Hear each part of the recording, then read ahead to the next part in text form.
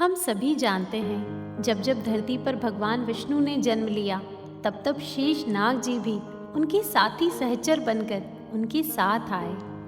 राम जी के साथ लक्ष्मण और भगवान कृष्ण के साथ बलराम जी शेष नाग का ही स्वरूप माने जाते हैं। भाद्रपद कृष्ण पक्ष की सृष्टि यानी कृष्ण जन्माष्टमी से 2 दिन पूर्व बलराम जी का जन्मोत्सव मनाया जाता है। उनका जन्म भगवान कृष्ण के जन्म से 1 वर्ष 2 दिन पूर्व हुआ था। इस दिन माताएं बलराम जी की कथा सुन गर्भ रक्षा की प्रार्थना करती है, जिसकी कथा बड़ी ही रोचक है और भागवत पुराण में उल्लेखित है।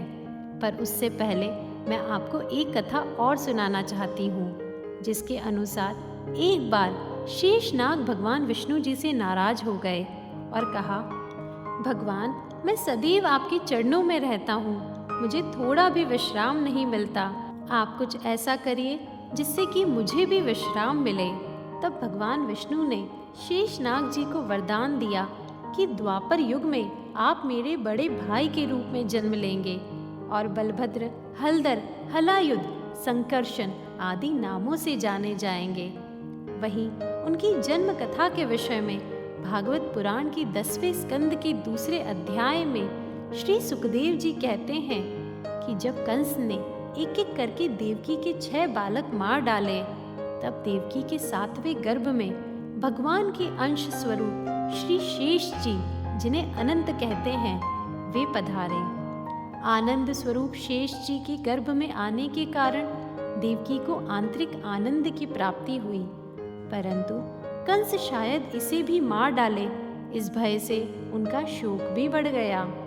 तब उन्होंने भगवान से संतान को बचाने हेतु प्रार्थना की, जिससे प्रसन्न होकर भगवान ने अपनी योग माया को यह आदेश दिया, देवी कल्याणी तुम ब्रज में जाओ, वह प्रदेश ग्वालों और गौओं से सुशोभित है।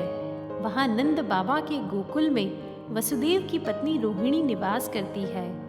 वसुदेव जी की और भी पत्नियां हैं जो कंस से डरकर गुप्त स्थानों में रह रही है। इस समय मेरा वह अंश, जिसे शेष कहते हैं, देवकी के गर्भ में स्थित है। उसे वहां से निकालकर तुम रोहिणी के पेट में रख दो।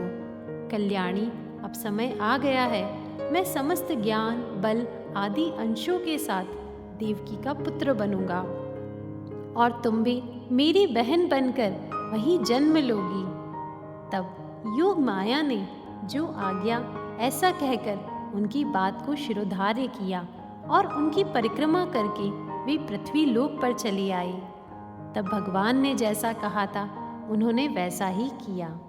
इस प्रकार योग माया ने देवकी के गर्भ को ले जाकर रोहिणी के गर्भ में रख दिया और तब सब तरफ खबर फैल गई, हाय बेचारी देवकी का यह गर्भ तो नष्ट ही हो गया। इधर यदुकुल के चंद्रवंश में माँ रोहिणी के गर्भ से बलराम जी का जन्म हुआ। सचमुच भगवान की लीला को समझ पाना हम सभी के लिए अति मुश्किल होता है।